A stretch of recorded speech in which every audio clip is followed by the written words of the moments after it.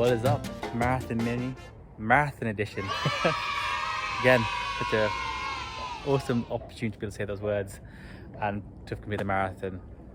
So for this episode, I thought I'd talk about just something I learned about the marathon day itself that could be useful to first-time marathoners, even spectators, or if you're just training for a different type of run, what may help you, or even just generally sporting events that you've been training up for. So let's dive straight into it.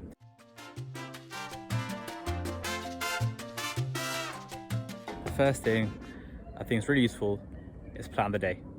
Plan. It is so helpful.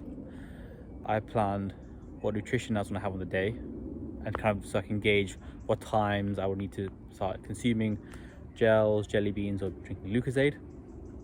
Obviously, sometimes they went a bit skewed, but at least with a benchmark. It's also very important to look at the route, not only for your own kind of sanctity to understand any uphill climbs, downhill climbs, but also where spectators stand. So if your friends and family are there, or you're in for a charity, just knowing where they'll be can help you kind of look out for them at relevant points along the route.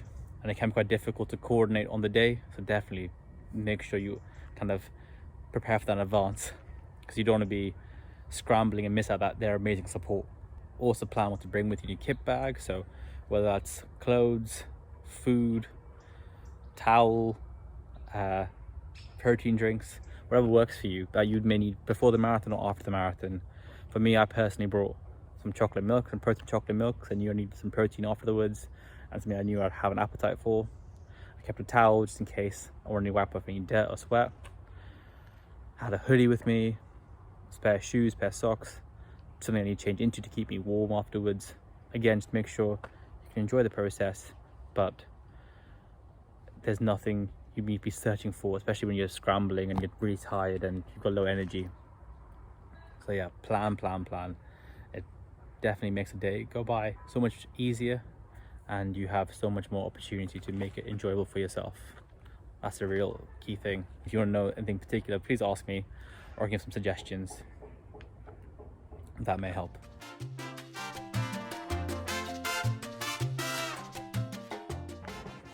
So the other element, which again links to planning a bit, is review the route.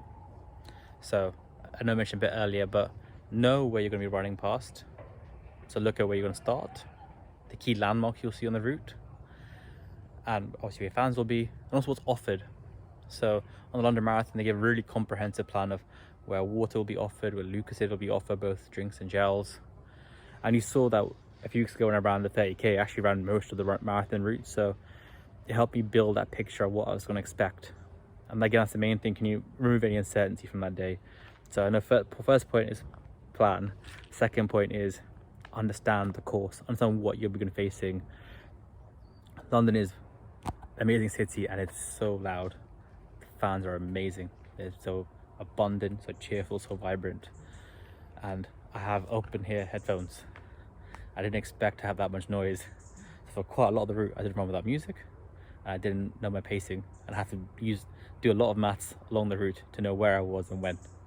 And that can be quite difficult, especially when you are really tired and low on fuel. So if you can review the route, understand what to expect, maybe watch some videos, I like the series obviously, but look what the course offers giving, and speak to other marathoners who've done it before.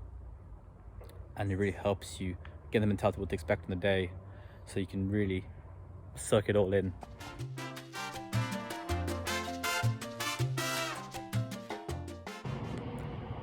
So the third key point, which I recommend, is really suck it all in, enjoy the day, make the most of it. Whether it's your first marathon, 110th marathon, whatever, please make sure you enjoy it.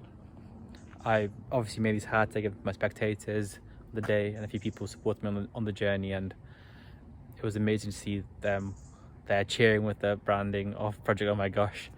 First of all, it really helped see them, because in the crowd of so many colourful outfits and so many people, it really helped see them. But also just knowing that they're there supporting you and kind of in part of the process is really special. And that's not only them as well. The crowd were immense. I've said it before, and I'll say during the race, and I'll say it again. crowd, the volunteers, anyone who helped out on the day were amazing, were genuinely amazing. Yeah, the crowd are spectacular. I can't thank everyone there on the day enough. And when you are there and if you have your name on your vest or whatever you're wearing, and people cheering you on and they get your name, it's an extra 30% boost that you can't experience any other form. It's so awesome. Yeah, so really embrace it. As one benefit, I have these headphones as well. I know I mentioned earlier, but I could just soak in the atmosphere. Like people playing music out loud, not only through a speaker, but actual instruments. There were people passing out water, jelly beans, food, and clapping you and urging you and willing you to get past that finish line. It is spectacular. And even support staff who are helping I give my Vaseline, I think that's actually medical staff, or medical staff helping, or physios helping with people facing injuries or struggling to move during the race. Absolutely mega, and there's such a great support network there.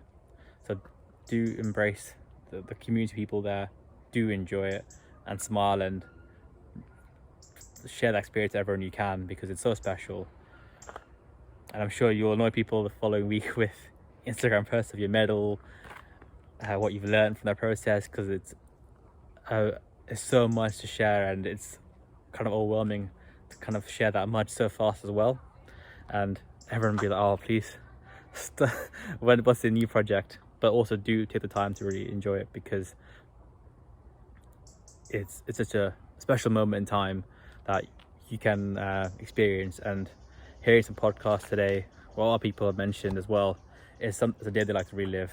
It is painful, it is hard, it's not all rosy, but as someone who's newer to the sport, but when I smiled and got to see amazing people there, it was such a special experience. And it's another fact, you've kind of halted London for a day. It is ridiculous. You've literally made the city stop by running, and it's kind of crazy to think such a really powerful social movement can affect so many people in a positive way. There's a fact I've seen, I love my facts of the week. I think a fact I've heard about last year's marathon, which obviously it can be corroborated in the future, but apparently every person who runs inspires or somehow affects 200 people, other people, into get into running. And that's quite special, to get that many people into running, to see the sport and grow. And the culture is amazing. So you being there encourages so many people to get into the sport. It is an amazing experience, and it's so amazing to know that you've changed lives through the charity work you're running for, or changed your own life by training that hard and disciplining yourself and making some really positive choices for yourself. So embrace that day, mark it down as the most special days you'll experience, and that's my leaving note to you guys. So hope you enjoyed the marathon mini series, or I hope you enjoyed the marathon mini series. Don't worry, I will get better at vlogging. And thank you so much. Leave a comment below, your thoughts below. I would love to hear them. And take care, and hope to see you guys soon running. Bye bye.